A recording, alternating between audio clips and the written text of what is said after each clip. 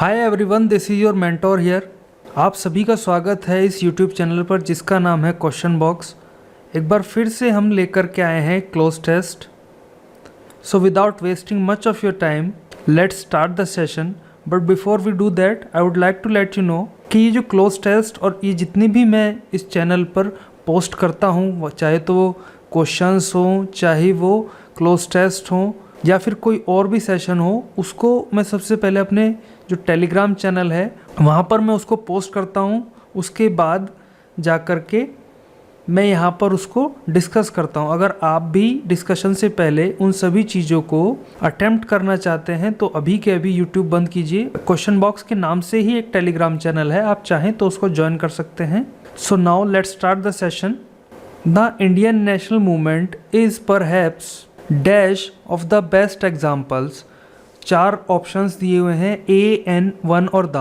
अब आप खुद सोचिए कि द इंडियन नेशनल मूवमेंट इस परहैप्स ए होना चाहिए, एन होना चाहिए, वन या द। अब इनमें से मोस्ट अप्रोप्रिएट जो ऑप्शन होना चाहिए वो होगा वन। इसके अलावा हम लोगों ने जो सामान्य बोलचाल की भाषा है या जहां हम कभी भी कहीं भी पढ़ते हैं तो हमने पढ़ा है वन ऑफ द बेस्ट या फिर टू ऑफ द बेस्ट या सम ऑफ द बेस्ट, इस तरीके से होता है। हमने ए या एन और या फिर द ऑफ द बेस्ट इस तरीके से नहीं पढ़ा है। तो जो आंसर रहने वाला है वो रहेगा वन। अब देखते हैं आगे। One of the best examples, जो अच्छे सबसे अच्छे उदाहरण हैं उनमें से एक है क्या? भारतीय राष्ट्रीय आंदोलन जो है। अब आगे कहते हैं of the creation of an extremely wide movement with a common dash. अब आपको देखना है कि कॉमन टारगेट्स आना चाहिए, एम आना चाहिए, पॉइंट आना चाहिए कि ऑब्जेक्टिव आना चाहिए। देखो एक कॉमन बात हो रही है तो ये हुआ सिंगुलर। अब सिंगुलर के साथ में आप टारगेट्स का यूज़ नहीं कर सकते तो इसलिए ये गलत हो जाएगा। पॉइंट यहाँ पर कोई सेंस नहीं बनाता है। अब एम है आपका लक्ष्य और ऑब्जेक्टिव है उद्देश्य। तो लक्ष्य और उद्देश्य में से जो मोस्ट अप्रोप्रिएट है वो है aim. With a common aim in which, जिसमें डाइवर्स पॉलिटिकल, डाइवर्स होता है अलग अलग, भिन्न भिन्न, पॉलिटिकल राजनीतिक एंड आइडियोलॉजिकल, जिनकी अलग अलग आइडियोलॉजी हो, वो क्या? ऑप्शन थर्ड देखते हैं कहता क्या है। Ideological dash could exist, could को एग्जिस्ट। सो अब आपको देखना है ऑप्शन थर्ड में क्या आना चाहिए। Currents, streams, channels and canals. अब कैनाल्स का तो कोई सेंस यहाँ पर नहीं बनता है। कैनाल्स होती हैं नहरें और चैनल्स होते हैं मार्ग, माध्यम, प्रणाली, खाड़ी, नहर। इस तरह से चैनल्स का मतलब होता है जिसकी कोई सेंस नहीं बनती है। अब जो कंफ्यूजिंग वर्ड्स हैं वो हैं करंट्स और स्ट्रीम्स। देखिए अगर आप लोगों ने पढ़ा होगा कि करंट्स भी होती हैं धाराएं और स्ट्रीम भी, लेकिन इसका जो ये जो करंट है ना, बेसिकली करंट्स का मतलब होता है ए पर्टिकुलर ओपिनियन, एक निश्चित राय जो कि एक लोगों का समूह रखता है किसी चीज़ के बारे में, उसको करंट्स बोला जाता है। अब आप खुद सोचिए यहाँ पर आइडियोलॉजिकल ओपिनियंस, ओपिनियन की बात हो रही है यहाँ पे, तो जो मोस्ट अप्रोप्रिएट रहने वाला है वो रहेगा करंट्स। नेक्स्ट आगे चलते हैं। करंट कुड को एग्जिस्ट, साथ साथ को एग्जिस्ट होता है, जो साथ साथ एग्जिस्ट कर सकें।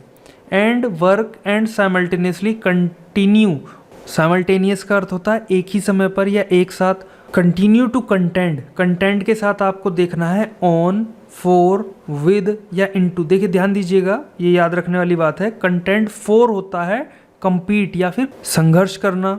Overall, contend for overall ideological and political hegemony over it. अब उसके आगे कह रहे हैं while intense debate on all basic issues.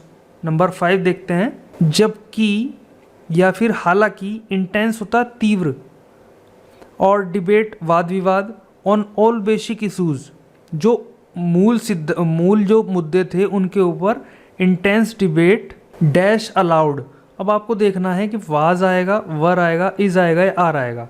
अब अगर आप ये समझ पा रहे होंगे कि इसमें सब्जेक्ट है इंटेंस डिबेट, ना कि बेसिक इश्यूज, जो कि है प्लूरल, ये सब्जेक्ट नहीं है, आपका सब्जेक्ट है इंटेंस डिबेट। तब आपको ये पता चल गया होगा कि वर और आर नहीं आएगा। और चूंकि सब कुछ बात पास्ट में ही हो रही है तो इस भी उतना रिलेवेंट नहीं है जितना वाज है। So was is the most appropriate answer. While intense debate on all basic issues was allowed the diversity, जो भिन्नता है, एंड टेंशन, तनाव, डिड नॉट, आगे देखते हैं, did not dash the cohesion and striking power dash the movement. पहले number 6 देखते हैं।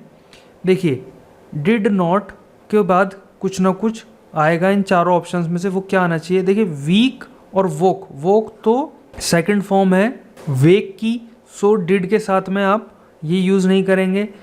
वीकेंड वर्ब वीकेन होता है कमज़ोर करना, जो कि वर्ब है, उसकी सेकंड फॉर्म है ये, तो ये भी नहीं आएगा। और वीक होता है एक एडजेक्टिव, तो डिड नॉट वीक नहीं आएगा। Did not weaken is the most appropriate answer. Did not weaken the cohesion, cohesion होता है एकजुटता, एंड स्ट्राइकिंग पावर, जो डैश द मूवमेंट। पहले इसका मतलब देख लेते हैं, उसके बाद हिंदी अर्थ समझेंगे। The cohesion and striking power of the movement होना चाहिए, फॉर द मूवमेंट या in the movement and along the movement. देखिए अलोंग और फॉर का कोई सेंस नहीं बनता है। स्ट्राइकिंग पावर ऑफ या स्ट्राइकिंग पावर इन, आप खुद सोचिए। देखिए of is the most appropriate answer. तो जो मूवमेंट की या आंदोलन की एकजुटता और मारक क्षमता जो थी उसको कमज़ोर नहीं कर सकी। क्या? ये जो डाइवर्सिटी थी, भिन्नता और जो तनाव था मूवमेंट का, वो मूवमेंट को कमज़ोर नहीं कर सकी। नेक्स्ट है ऑन द कॉन्ट्रेरी, इसके विपरीत, this dash difference change diversity separation. Meaning तो चारों के सिमिलर लग रहे हैं, लेकिन अगर आप इसको देखें, शुरू से हम लोग बात करते आ रहे हैं और यहाँ पर डाइवर्सिटी का यूज़ हुआ भी है। कहाँ है? ये डाइवर्सिटी का यूज़ हुआ भी है। सो यहाँ जो मोस्ट अप्रोप्रिएट रहने वाला है चारों में से, वो रहेगा diversity. The diversity and atmosphere of freedom, जो भिन्नता थी या जो विविधता थी, एंड एटमॉस्फेयर ऑफ फ्रीडम, और जो स्वतंत्रता का वातावरण था, एंड डिबेट। अब 9 नंबर देखते हैं। Dash a major source of dash strength. अब बात कर रहे हैं ये कि इसके विपरीत दिस डाइवर्सिटी, एक तो ये चीज़ हो गई, एक हो गया एटमॉस्फेयर ऑफ फ्रीडम, एक ये हो गया 2, और डिबेट 3।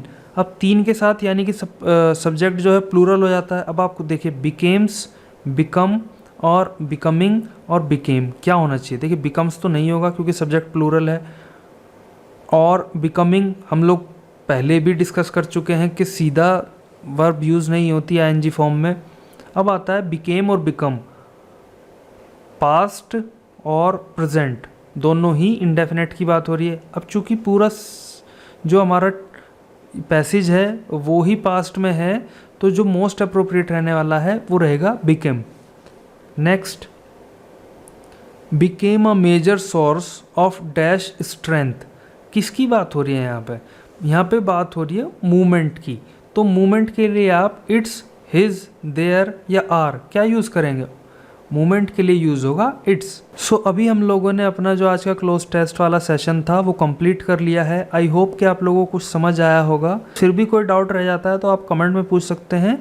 और एक बार फिर से मैं आप लोगों से ये आग्रह करना चाहता हूँ कि आप लोग मेरा जो टेलीग्राम चैनल है उसको ज्वाइन कर सकते हैं, ताकि आप इस तरह के और पैसेज और या फिर डिफरेंट टाइप की जो अपडेट्स हैं, क्वेश्चंस हैं, वो वहाँ पर अटैम्प्ट कर सकें। Finally thank you very much.